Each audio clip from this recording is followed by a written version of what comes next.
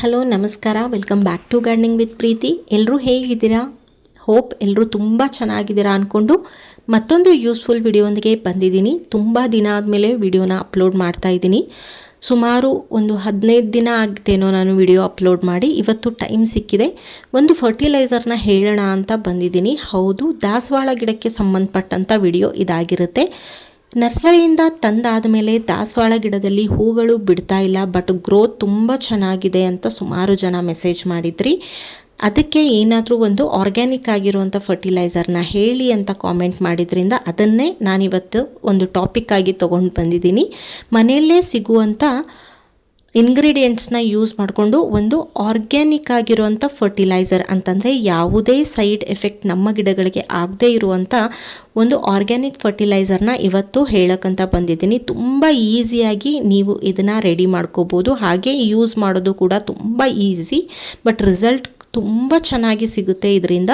ನಾನು ಸುಮಾರು ವರ್ಷಗಳಿಂದ ಇದನ್ನು ಫರ್ಟಿಲೈಸರ್ನ ಯೂಸ್ ಮಾಡ್ತಾ ಬಂದಿದ್ದೀನಿ. ನನಗೆ ತುಂಬ ರಿಸಲ್ಟ್ ತುಂಬ ಚೆನ್ನಾಗಿ ಸಿಕ್ಕಿದೆ, ನಿಮಗೂ ಕೂಡ ಸಿಗುತ್ತೆ. ನೀವು ಇದನ್ನು ಯೂಸ್ ಮಾಡೋದ್ರಿಂದ ನಿಮ್ಮ ಗಿಡದಲ್ಲಿ ಮೊಗ್ಗುಗಳಾಗ್ತಾ ಇಲ್ಲ ಅಂತಂದರೆ ತುಂಬ ಚೆನ್ನಾಗಿ ಮೊಗ್ಗುಗಳು ಬರುತ್ತೆ, ಹಾಗೆ ಹೂಗಳು ಬರುತ್ತೆ.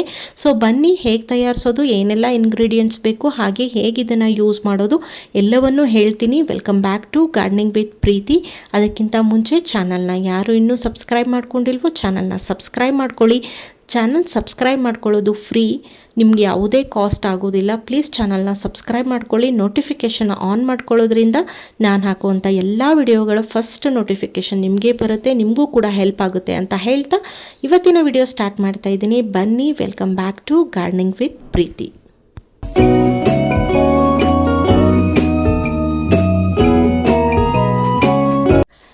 ಇಲ್ಲಿ ನೋಡ್ತಾ ಇದ್ದೀರಾ ನೀವು, ಇದು ಪಿಂಕ್ ಕಲರ್ ದಾಸವಾಳ. ತುಂಬ ಚೆನ್ನಾಗಿ ಹೂಗಳನ್ನ ಕೊಡುತ್ತೆ ಈ ಗಿಡ.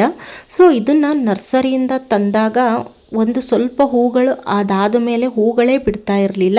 ನಾನು ಇವಾಗ ಹೇಳುವಂಥ ಫರ್ಟಿಲೈಸರ್ನ ಇದಕ್ಕೆ ಯೂಸ್ ಮಾಡಿದ್ದೀನಿ, ತುಂಬ ಚೆನ್ನಾಗಿ ರಿಸಲ್ಟ್ ಸಿಕ್ಕಿದೆ. ನೀವು ಕೂಡ ಇದನ್ನು ಆರಾಮಾಗಿ ಯೂಸ್ ಮಾಡ್ಕೋಬೋದು. ಬಿಕಾಸ್ ಇದು ಯಾವುದೇ ನಿಮ್ಮ ಗಿಡಕ್ಕೆ ಹಾರ್ಮ್ ಮಾಡದೇ ಇರೋವಂಥ ಒಂದು ಫರ್ಟಿಲೈಸರ್ ಆದ್ದರಿಂದ ಯೋಚನೆ ಬೇಡ, ತುಂಬ ಚೆನ್ನಾಗಿ ಇದು ವರ್ಕ್ ಆಗುತ್ತೆ ಕೂಡ. ಹಾಗೆ ನೀವು ಏನೇನೆಲ್ಲ ಇಂಗ್ರೀಡಿಯೆಂಟ್ಸ್ನ ಯೂಸ್ ಮಾಡ್ತಾ ಇದ್ದೀರಾ, ನಿಮಗೆ ಡೌಟ್ ಇದ್ದರೆ ನೀವು ಗೂಗಲಲ್ಲೂ ಕೂಡ ಸರ್ಚ್ ಮಾಡಿ ನೋಡ್ಬೋದು ಇದನ್ನು ನಮ್ಮ ಗಿಡಗಳಿಗೆ ಯೂಸ್ ಮಾಡಬಾರ್ದಾ ಅಂತ.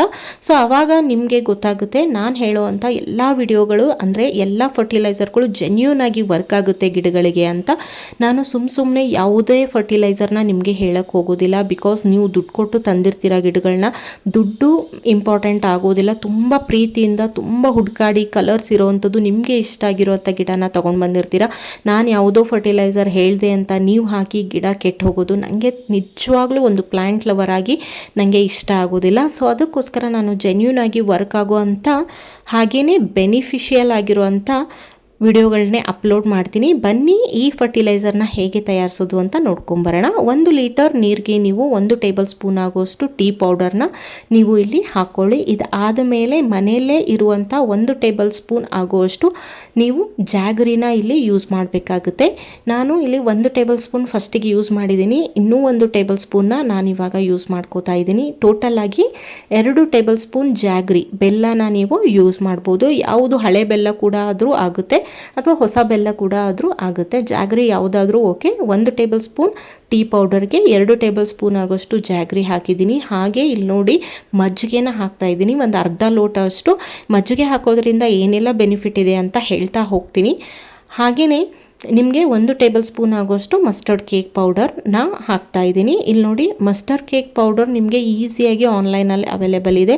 ಯಾರ್ಯಾರು ಮನೆಯಲ್ಲಿ ಗಾರ್ಡನಿಂಗ್ ಮಾಡ್ತಾ ಇದ್ದೀರಾ ಇದನ್ನು ತರಿಸಿಟ್ಕೊಳ್ಳಿ, ತುಂಬ ಯೂಸ್ಫುಲ್ ಆಗುತ್ತೆ ಮಸ್ಟರ್ಡ್ ಕೇಕ್ ಪೌಡರ್. ನೀವು ಎಲ್ಲ ಹೂವಿನ ಗಿಡಗಳಿಗೂ ಮಸ್ಟರ್ಡ್ ಕೇಕ್ ಪೌಡರ್ 2 ರಿಂದ 3 ಟೈಪ್ಸಲ್ಲಿ ಅಂತಂದರೆ ವಿಧಾನದಲ್ಲಿ ನೀವು ಅದನ್ನು ಕೊಡ್ಬೋದು. ಲಿಕ್ವಿಡ್ ಫರ್ಟಿಲೈಸರ್ ಆಗಿ ಕೊಡ್ಬೋದು, ಮಣ್ಣನ್ನು ಅಗದ್ಬಿಟ್ಟು ಕೊಡ್ಬೋದು. ಸೊ ಅದನ್ನು ತರಿಸ್ಕೊಂಡು ಇಟ್ಕೊಳ್ಳಿ. ಹಾಗೆ ಇದನ್ನು ಏನು ಮಾಡ್ತಾ ಇದ್ದೀನಿ ಅಂತಂದರೆ, ಈ 4 ಐಟಮ್ಗಳನ್ನ ಹಾಕಿದಾದ್ಮೇಲೆ ಚೆನ್ನಾಗಿ ಮಿಕ್ಸ್ ಮಾಡಿ ಇದನ್ನು ಒಂದು ಶೇಡಿ ಜಾಗದಲ್ಲಿ ಒಂದು 3 ದಿನ ಇಟ್ಬಿಡಿ. ನೀವು 3 ದಿನ ಇಟ್ಟರೆ ಯಾವ ರೀತಿ ಯೂಸ್ ಮಾಡಬೇಕು, 1 ದಿನ ಇಟ್ಟರೆ ಯಾವ ರೀತಿ ಯೂಸ್ ಮಾಡಬೇಕು ಅನ್ನೋದನ್ನು ಹೇಳ್ತೀನಿ. ನಾನಿಲ್ಲಿ ಫಸ್ಟಿಗೆ ನಿಮಗೆ 1 ದಿನದಲ್ಲಿ ಯಾವ ರೀತಿ ಚೇಂಜಸ್ ಆಗಿದೆ ಅಂತ ಇಲ್ಲಿ ತೋರಿಸ್ತಾ ಇದ್ದೀನಿ ನೋಡಿ.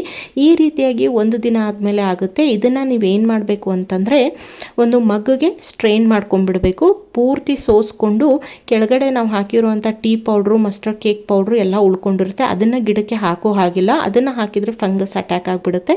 ಸೊ ಇದನ್ನು ಚೆನ್ನಾಗಿ ಸೋಸ್ಕೊಂಡು ಇದನ್ನು ಡೈರೆಕ್ಟಾಗಿ ನೀವು ಗಿಡಗಳಿಗೆ ಕೊಡ್ಬೋದು. 1 ದಿನ ನೀವು ಫರ್ಮೆಂಟ್ ಮಾಡಿದರೆ ಇದನ್ನು ಡೈರೆಕ್ಟಾಗಿ ನಿಮ್ಮ ಗಿಡಗಳಿಗೆ ನೀವು ಕೊಡ್ಬೋದು. ಈಗ ನಾವು ಏನೇನೆಲ್ಲ ಹಾಕಿದ್ವಿ ಅದ್ರ ಬೆನಿಫಿಟ್ಸ್ ಕೂಡ ನಮಗೆ ಗೊತ್ತಾಗಬೇಕಲ್ವಾ.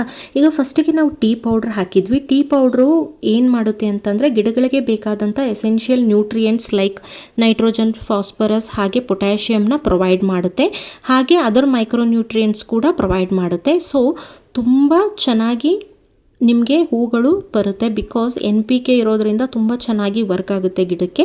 ಹಾಗೆ ನೀವು ಜಾಗ್ರಿ ಯೂಸ್ ಮಾಡೋದ್ರಿಂದ ಇದೇನು ಮಾಡುತ್ತೆ ಅಂತಂದರೆ ಪ್ಲ್ಯಾಂಟ್ಸ್ಗಳಿಗೆ ನ್ಯಾಚುರಲ್ ಫರ್ಟಿಲೈಸರ್ ಆಗಿ ವರ್ಕ್ ಆಗುತ್ತೆ. ಹಾಗೆ ಇದು ಗ್ರೋತ್ ಬೂಸ್ಟರ್ ಅಂತ ಕೂಡ ನಾವು ಕರಿತೀವಿ. ಇದರಲ್ಲಿ ಪೊಟ್ಯಾಷಿಯಮ್ ಕೂಡ ಇರುತ್ತೆ. ಅದರಿಂದ ತುಂಬ ಚೆನ್ನಾಗಿ ಸಾಯಿಲ್ ಹೆಲ್ತ್ನ ಇಂಪ್ರೂವ್ ಮಾಡುತ್ತೆ. ಹಾಗೆ ರೂಟ್ ಸಿಸ್ಟಮ್ನ ಕೂಡ ಈ ಜಾಗ್ರಿ ಇಂಪ್ರೂವ್ ಮಾಡುತ್ತೆ. ಅದಕ್ಕೆ ಇದನ್ನು ನೀವು ಆರಾಮಾಗಿ ಯೂಸ್ ಮಾಡ್ಬೋದು. ಹಾಗೆ ಮಸ್ಟರ್ಡ್ ಕೇಕ್ ಪೌಡ್ರಲ್ಲೂ ಕೂಡ ಏನಿರುತ್ತೆ ಅಂತಂದರೆ NPK ಹೇರಳವಾಗಿರುತ್ತೆ.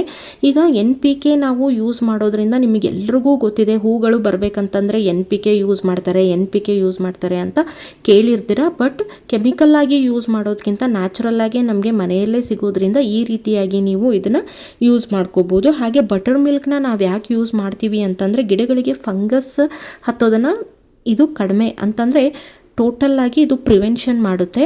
ಅದಕ್ಕೋಸ್ಕರ ನಾವು ಬಟರ್ ಮಿಲ್ಕ್ನ ಆ್ಯಡ್ ಮಾಡ್ತಾ ಇದ್ದೀವಿ. ಹಾಗೆ ಬಟರ್ ಮಿಲ್ಕಲ್ಲಿ ಗುಡ್ ಬ್ಯಾಕ್ಟೀರಿಯಾನ ನಾವು ನೋಡ್ಬೋದು. ಅಂತಂದರೆ ಗಿಡಗಳಿಗೆ ಬೇಕಾಗಿರುವಂಥ ಗುಡ್ ಬ್ಯಾಕ್ಟೀರಿಯಾನ ಅದು ಪ್ರೊವೈಡ್ ಮಾಡುತ್ತೆ. ಸೊ ಅದಕ್ಕೋಸ್ಕರ ನಾವು ಬಟರ್ ಮಿಲ್ಕ್ನ ಕೂಡ ಇಲ್ಲಿ ಯೂಸ್ ಮಾಡಿದ್ದೀವಿ.